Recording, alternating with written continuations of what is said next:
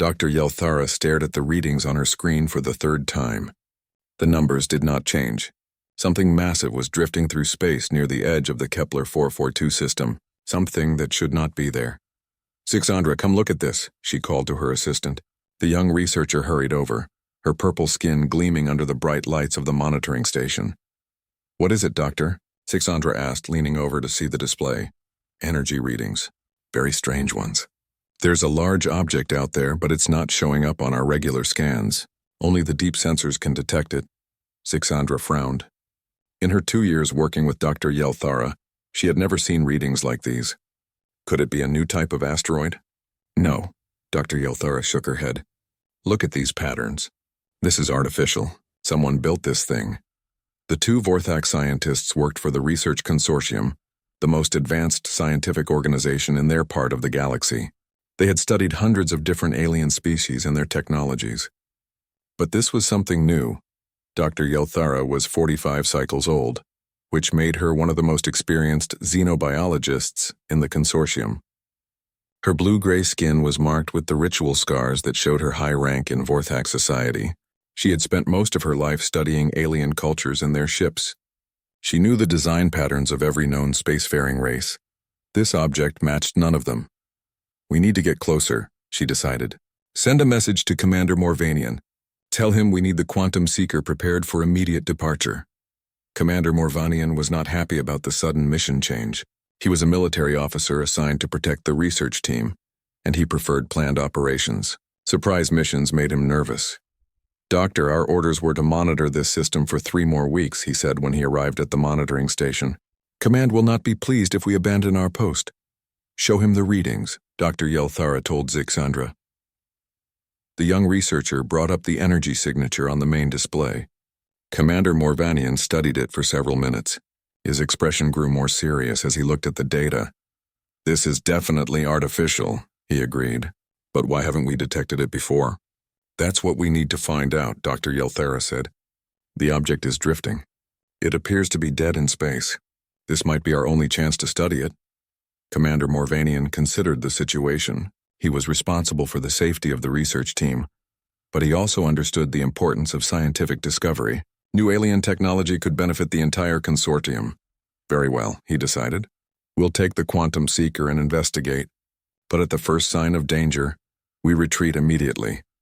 The Quantum Seeker was a mid-sized research vessel with advanced scanning equipment and a small crew of 20. It took them 6 hours to reach the mysterious object's location. When they finally saw it on their screens, everyone fell silent. The ship was enormous, nearly 2 kilometers long and half a kilometer wide. Its hull was dark metal that seemed to absorb light rather than reflect it. The design was unlike anything in the consortium's databases. "By the 7 stars," Zixandra whispered. "What is that thing?" The ship had sharp angles and brutal lines. It looked like it was built for one purpose: war. Massive weapon ports dotted its hull. Armor plating covered every surface. Even damaged and drifting, it looked dangerous. "Run a full scan," Dr. Yelthara ordered. "I want to know everything about this vessel." The scanning took over an hour. The results were even more puzzling than the ship's appearance.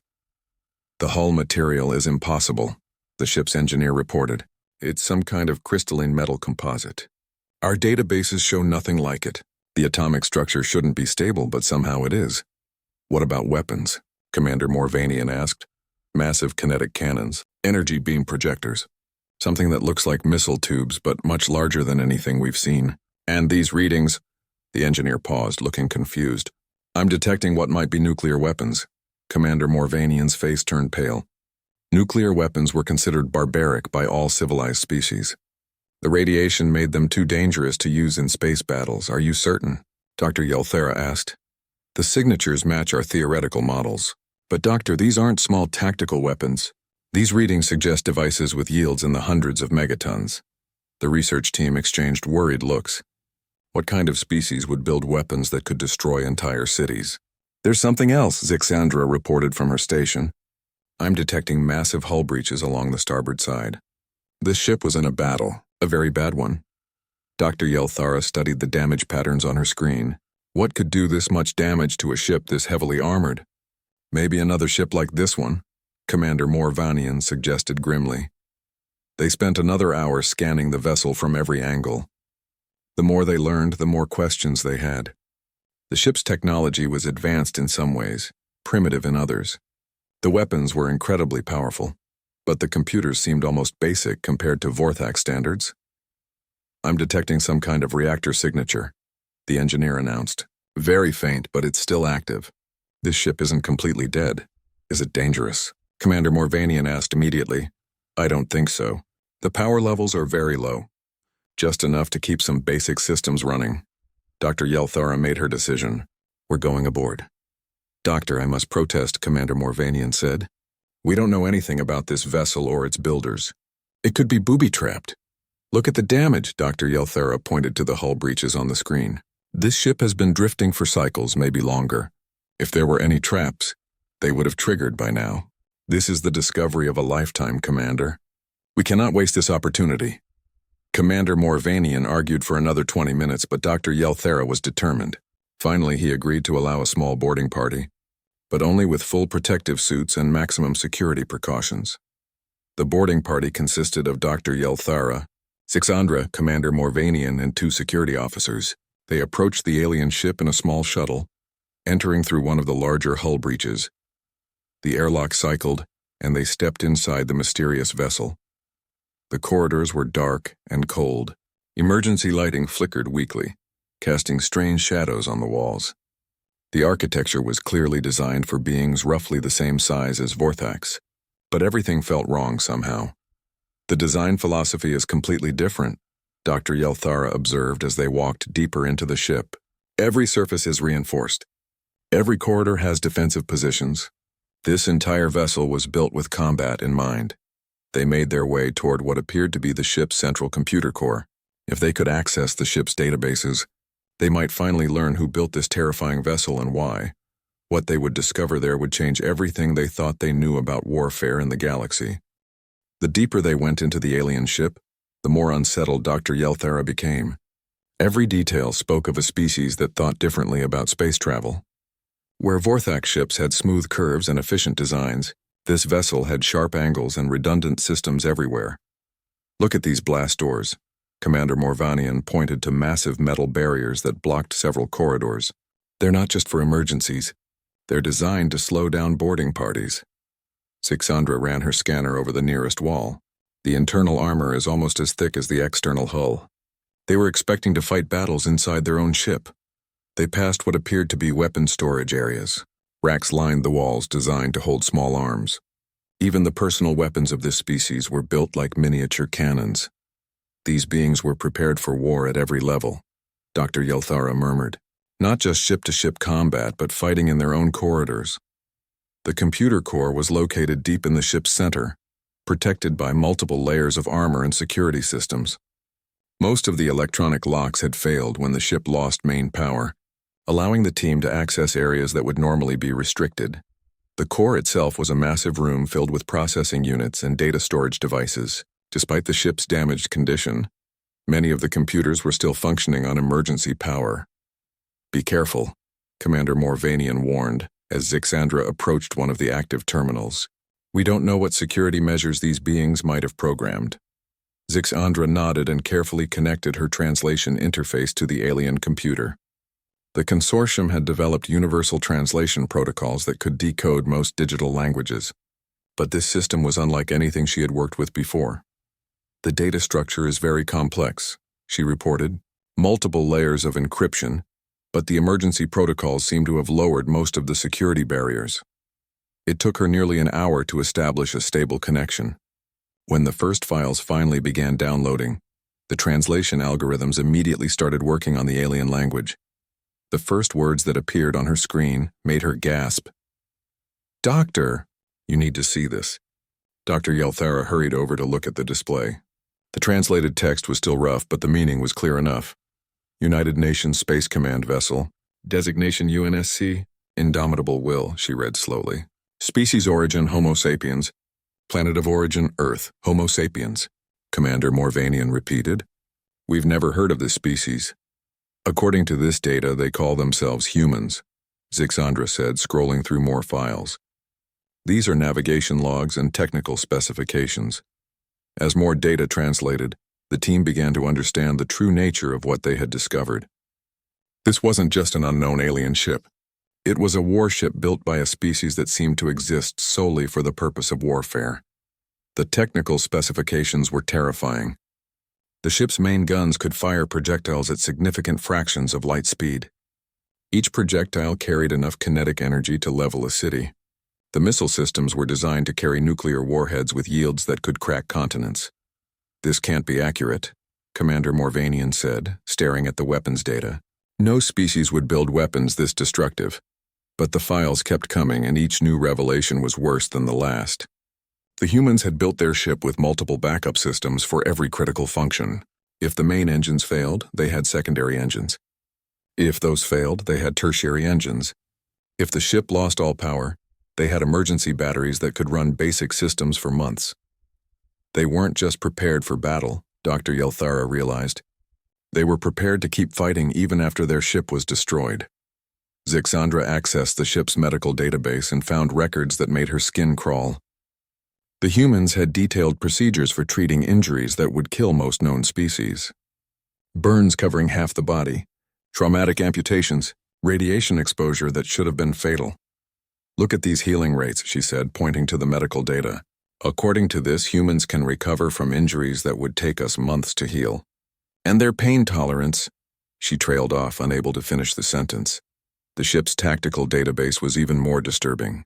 It contained detailed studies of every major battle the ship had fought. The humans didn't just defeat their enemies.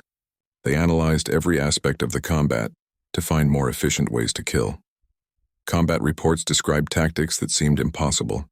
Humans fighting in environments that should have killed them instantly, boarding actions where human soldiers continued fighting even after sustaining injuries that would have incapacitated any other species. "Commander," Dr. Yelthara called, "you need to look at these battle recordings." The ship's computers had stored video files from its combat operations. The first recording showed the bridge during what appeared to be a major battle. The humans moved with calm efficiency as their ship shook under enemy fire. When a console exploded, killing one of the bridge crew, the others simply stepped over the body and continued working. "They don't even stop for their dead," Commander Morvanian whispered. Another recording showed human soldiers preparing for a boarding action. They checked their weapons with the same casual attitude that Vorthak scientists used when calibrating instruments. To them, killing was just another job to be done properly. The most disturbing video came from the ship's medical bay. It showed human doctors working on wounded soldiers while the ship was still in combat. The patients were conscious and talking, even though they had injuries that should have left them screaming in agony. "The wounded ones are giving tactical reports," Zixandra observed with horror. "They're analyzing the battle even while they're being treated for life-threatening injuries." As they dug deeper into the ship's files, a terrible picture began to emerge. The humans were not just another spacefaring species. They were something fundamentally different.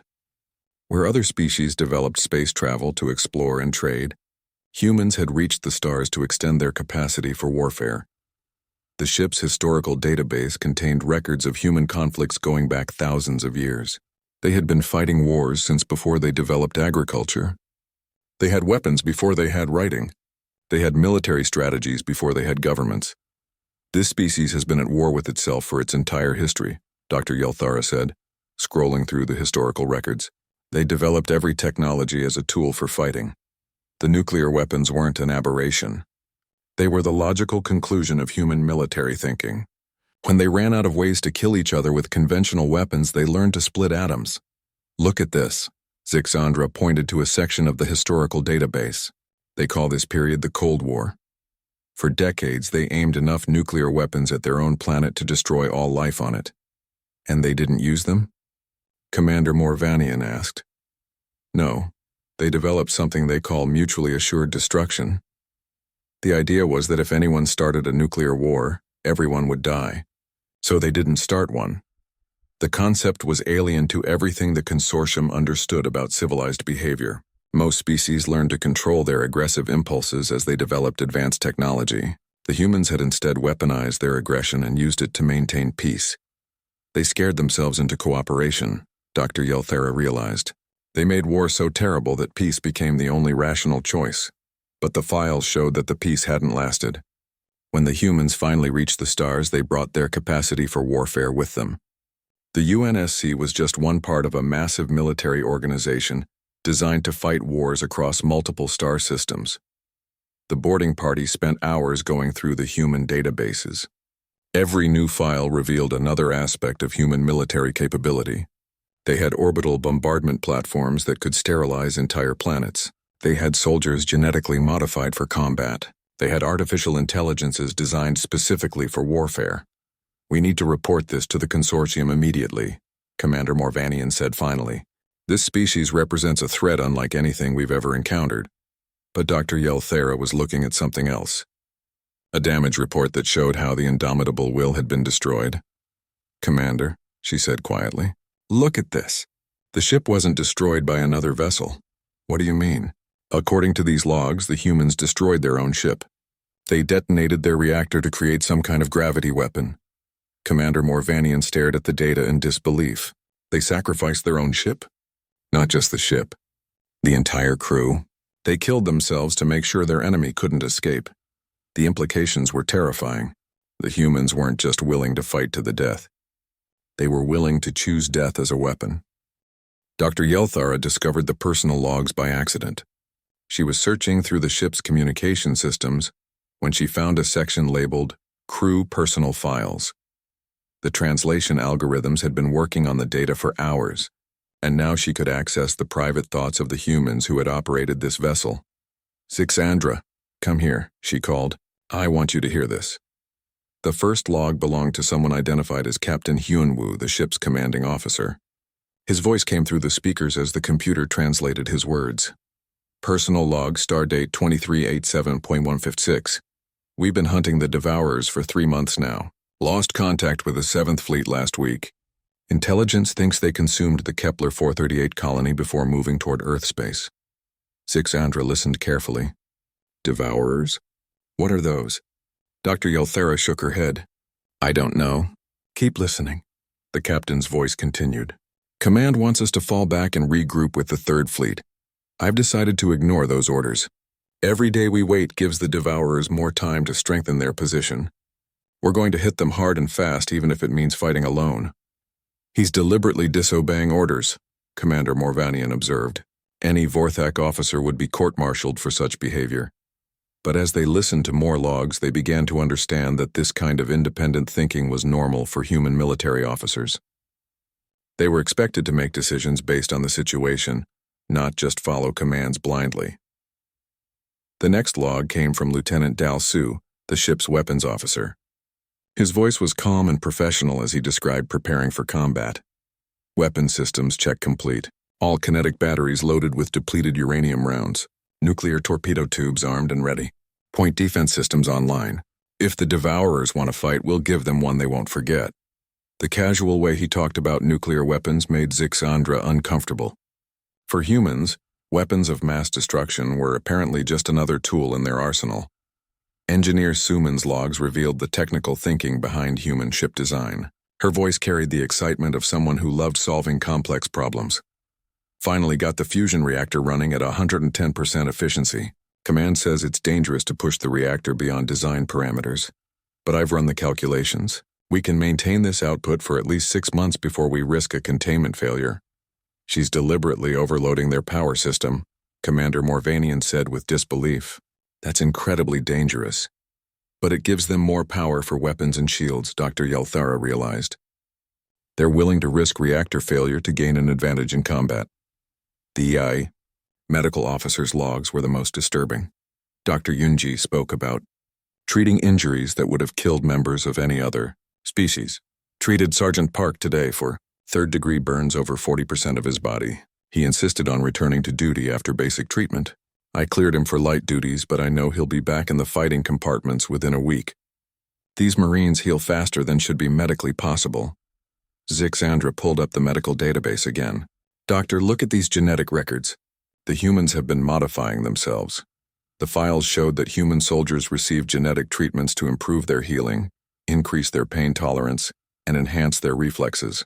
But the modifications weren't just medical. They were specifically designed to make humans better at warfare. They're creating super soldiers, Commander Morvanian said grimly, beings designed specifically for combat. The logs of Sergeant Boram provided insight into the human ground forces. Her voice carried the confidence of someone who had survived countless battles. 17th ground campaign complete. Lost 15% of my squad, but we achieved all objectives.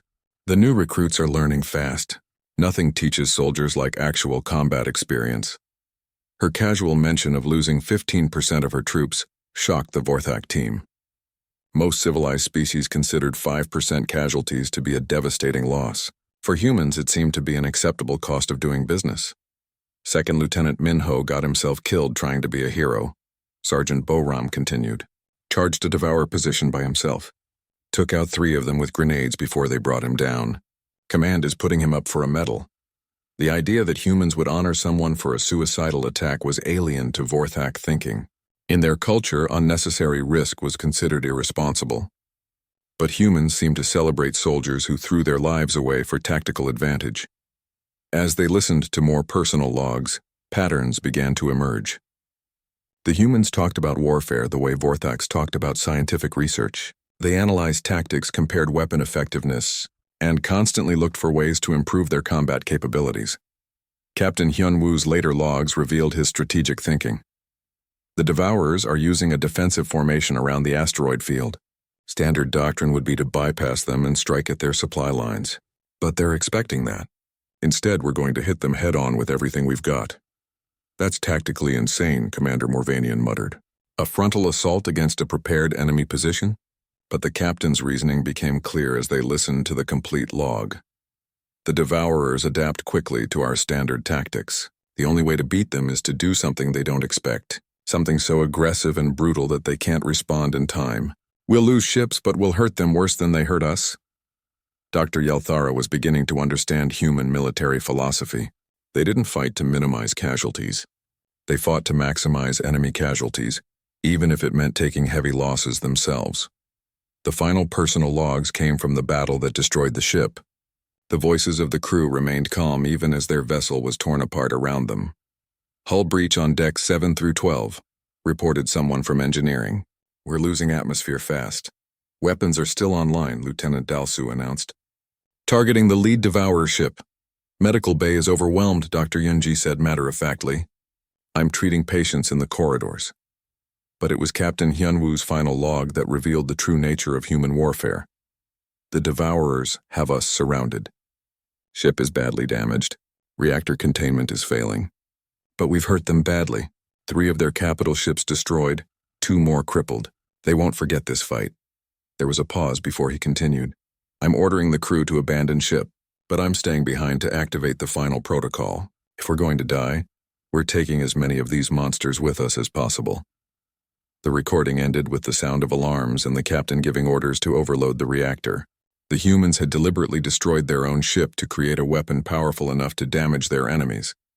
They turned their entire vessel into a bomb, Sixandra whispered. Not just the ship, Dr. Yelthara corrected. According to these readings, the reactor overload created a gravitational anomaly. It pulled in several enemy vessels and destroyed them completely. The Vorthak team sat in stunned silence as the full implications sank in. The humans hadn't just been willing to die in battle. They had weaponized their own death to ensure their enemies suffered maximum damage. Commander Morvanian accessed the ship's tactical database and found the complete battle report. The indomitable will had engaged a force 3 times its size. Despite being outnumbered and outgunned, the human crew had destroyed more enemy ships than they lost. Look at these casualty ratios, he said, pointing to the data. The humans lost 1 ship but eliminated 7 enemy vessels. That's not just victory, that's annihilation. Dr. Yelthara studied the crew profiles one more time. These weren't monsters or killing machines. They were individuals with families, hobbies, and personal interests. Captain Hyun-woo wrote poetry. Engineer Sumin collected ancient music. Dr. Yunji had children waiting for her back on Earth. But when duty called, they had willingly sacrificed themselves to protect their species and eliminate their enemies. The combination of personal humanity and deadly capability was more frightening than any pure killing machine. We need to find out more about these Devourers, Dr. Yelthara decided. If the humans were willing to go to such extremes to fight them, They must have been a truly terrible enemy. As she began searching through the ship's intelligence files, she realized that understanding the enemy might be the key to understanding the humans themselves. What kind of threat could force an entire species to become weapons of war? The intelligence files about the Devourers made Dr. Yelthara's hands shake as she read them. These weren't just another hostile alien species. They were something that existed outside the normal rules of life in the galaxy. "Zixiandra, look at this threat assessment," she called out. Her voice was tight with fear. The younger scientist hurried over and began reading. Her purple skin turned pale as she processed the information. "This can't be real," Zixiandra whispered. According to this, the Devourers consumed 17 entire civilizations. The files contained detailed reports of worlds that had simply vanished.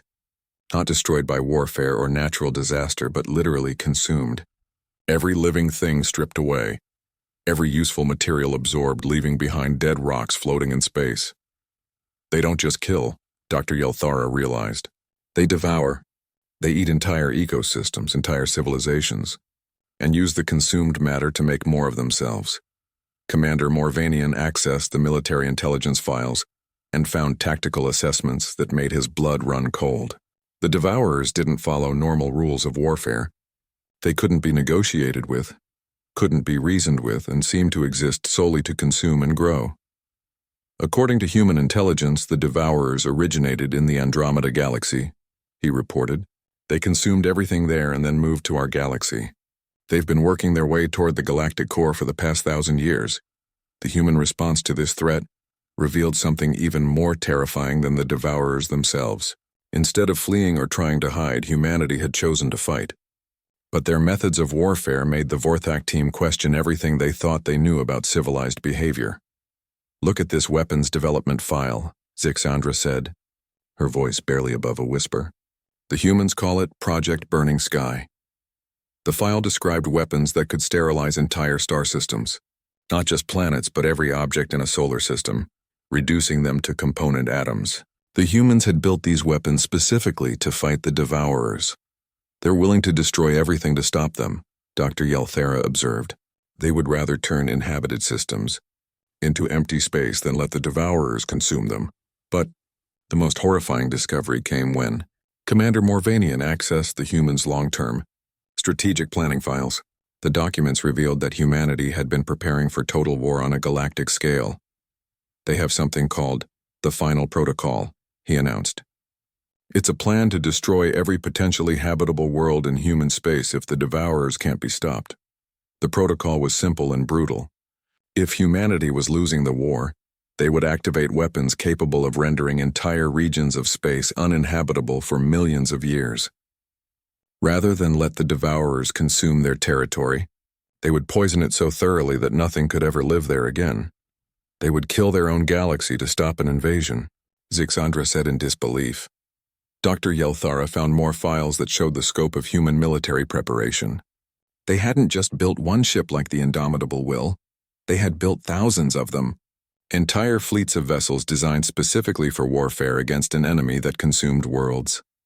"These fleet manifests show over 10,000 capital ships," she reported. "And this is just the recorded numbers. The classified files suggest the actual fleet is much larger." The human military doctrine files revealed thinking that went beyond anything the consortium had ever encountered. Where other species tried to minimize the cost of warfare, humans had embraced the concept of total war. Every resource, every citizen, every technology was focused on the single goal of destroying their enemies. "They've turned their entire civilization into a war machine," Commander Morvanian observed. "Every human is either a soldier, a worker supporting soldiers, or a scientist developing better weapons." But the truly terrifying discovery came when they accessed the battle reports from the war against the Devourers. The humans hadn't just fought them, they had won. According to these files, the last Devourer ship was destroyed 6 months ago, Dr. Yelthara announced. The humans eliminated them completely. The method of victory was as brutal as everything else about human warfare. Rather than simply defeating the Devourers in battle, the humans had hunted down every single ship, every fragment, every trace of their existence. They had sterilized entire regions of space to ensure that nothing remained. They didn't just win the war. Zixandra realized. They committed genocide on a galactic scale. The final battle reports described tactics that defied comprehension. Human fleets had deliberately allowed themselves to be surrounded and destroyed, to lure devourer forces into carefully prepared traps. Entire human worlds had been evacuated and then used as bait to draw enemies into killing zones. "Look at this casualty report," Commander Morvanian said, pointing to his screen. "The humans lost 40% of their total population in the war. 40%. Any other species would have surrendered after losing 10%. But the humans had kept fighting. When they ran out of regular soldiers, they had recruited civilians. When they ran out of traditional weapons, they had improvised new ones. When they ran out of ships, they had turned asteroids into kinetic weapons. Engineer Suman's final reports showed the desperate innovations humans had made during the war. They had developed weapons that converted stars into bombs. They had created artificial black holes as defensive barriers. They had weaponized the fundamental forces of physics. This energy signature, Dr. Yelthera said, studying one of the technical reports. They figured out how to collapse spacetime itself. They used the collapse to create gravity wells that crushed devourer fleets. The more they learned about human capabilities, the more frightened the Vorthak team became. This wasn't just an advanced military force. This was a species that had transcended normal limitations through sheer determination and willingness to sacrifice anything for victory. "What happens now?" Zixandra asked. "The devourers are gone, but the humans still exist. They still have all these weapons." Dr. Yelthara accessed the most recent intelligence files and found her answer. The humans were rebuilding. Their massive military-industrial complex was retooling for peacetime production, but the weapons and knowledge remained. "According to these reports, Earth has a population of 8 billion humans," she announced. "Their colonies have another 12 billion. 20 billion beings trained for warfare and backed by the most advanced military technology in the galaxy." Commander Morvanian pulled up stellar charts showing human expansion. "They control 14 star systems with another 6 systems under development. Their expansion rate is accelerating." The implications were clear. Humanity had not only survived a war against cosmic horror, they had emerged stronger than before. They had proven that they could destroy any enemy, no matter how powerful or alien. "We need to look at their current military assessment files," Dr. Yelthera decided. "I want to know what they consider a threat." The files they found made their worst fears seem trivial. The humans had detailed intelligence on every major civilization in the galaxy. They knew the military capabilities, technological levels, and potential threat ratings of hundreds of species, including the Vorthak Consortium. "They've been watching us," Commander Morvanian said quietly. "This file contains detailed analysis of our ships, our weapons, our strategic capabilities." The human assessment was cold and professional. They rated the Vorthak Consortium as low threat and classified their military technology as primitive by human standards. The file noted that Vorthak ships could be disabled with minimal effort and that their weapons posed no significant danger to human vessels. "Were not even considered a real threat," Zixandra whispered. "To them, we're just another minor civilization." But the truly terrifying part was what the files revealed about human strategic thinking. They weren't planning for defense. They were planning for expansion. The war against the Devourers had been won, and now humanity was looking outward toward the rest of the galaxy. The humans weren't content to remain in their corner of space. They were coming, and nothing in the galaxy had the power to stop them. Dr. Yelthara sat in the captain's chair of the ruined human ship, staring at the final piece of data they had discovered. Her hands trembled as she read the transmission logs that changed everything. "Commander, Zixandra, you need to see this," she called out, her voice barely steady. The transmission logs showed recent communications between human ships. The dates were current. The humans were not just alive, they were active, organized, and very much aware of what was happening in their sector of space. "This communication is from last week," Commander Morvanian observed, reading over her shoulder. "Fleet Command to Reconnaissance Division 7. They're conducting deep space patrols."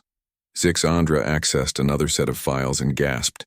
"Doctor, look at this expansion schedule. The humans are planning to establish colonies in 12 new star systems over the next 5 years." The scope of human activity was staggering. They had rebuilt their civilization faster than should have been possible. The war against the Devourers had ended only months ago, but humanity was already expanding outward again. How did they recover so quickly? Dr. Yelthara wondered aloud. Any other species would need decades to rebuild after such losses. The answer came from the human rebuilding protocols they found in the ship's databases. Humanity hadn't just planned for war. They had planned for rapid recovery after war. Every critical technology, every important knowledge base, every essential skill had been preserved in multiple locations. They built their entire civilization to survive total destruction, Commander Morvanian realized. Even if Earth itself was destroyed, they could rebuild from their colonies. But the most important discovery came when Zixandra accessed the ship's long-range sensor logs. The data showed that human ships had been monitoring the Vorthak Research Consortium for months. "They know we exist," she announced. "These sensor readings show human reconnaissance ships observing our activities in at least 6 different systems." The implications hit all 3 team members at the same time. The humans weren't just expanding randomly.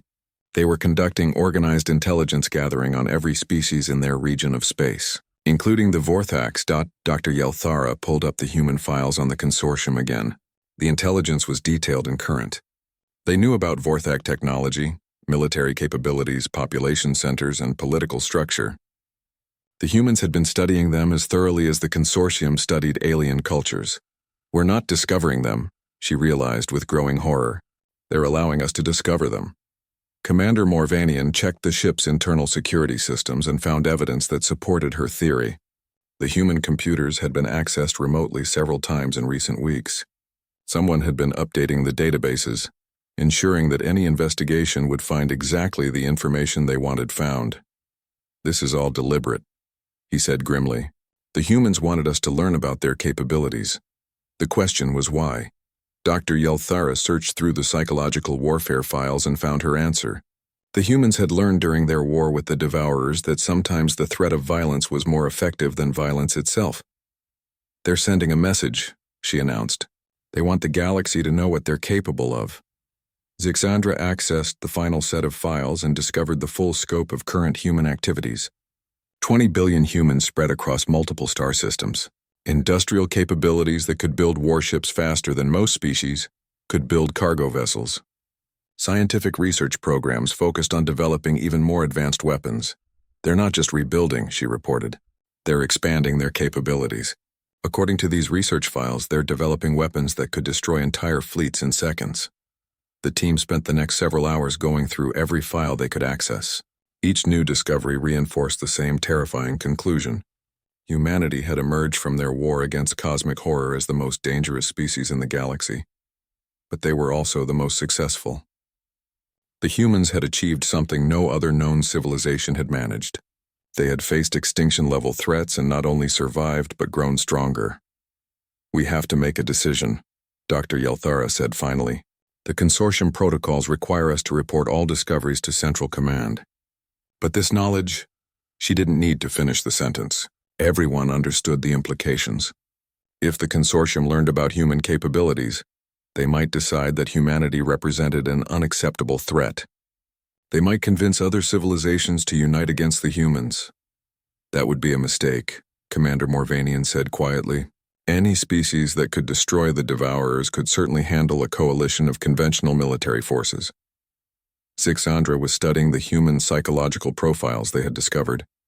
"I don't think they want to conquer the galaxy," she announced. "Look at their cultural files. The humans seem to prefer cooperation when possible. The cultural databases painted a complex picture of human society. Despite their incredible military capabilities, they had strong traditions of diplomacy, trade, and peaceful coexistence. Their war against the Devourers had been fought to protect other species as much as themselves. They could have conquered dozens of civilizations by now, Dr. Yelthara observed. But instead, they're focusing on exploration and colonization of empty systems. The evidence suggested that humans preferred to avoid conflict when possible. But the files also made it clear what happened when conflict became unavoidable. The humans would fight with every resource at their disposal, and they would not stop until their enemies were completely destroyed. "We need to think about this carefully," Commander Morvanian said. "How we report this discovery could determine the future of galactic civilization." Dr. Yelthara considered their options. They could report everything and risk triggering a preemptive war that would destroy countless species. They could report nothing and leave the consortium unprepared for eventual contact with humanity. Or they could find a middle path. I'm going to recommend immediate diplomatic contact, she decided. We need to approach the humans as potential allies, not as threats.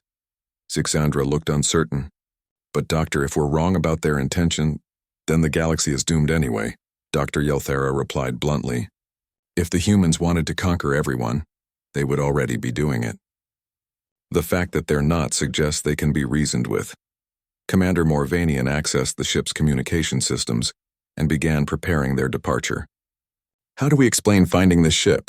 The consortium will want detailed reports. Dr. Yelthera had already thought about that problem. We tell the truth.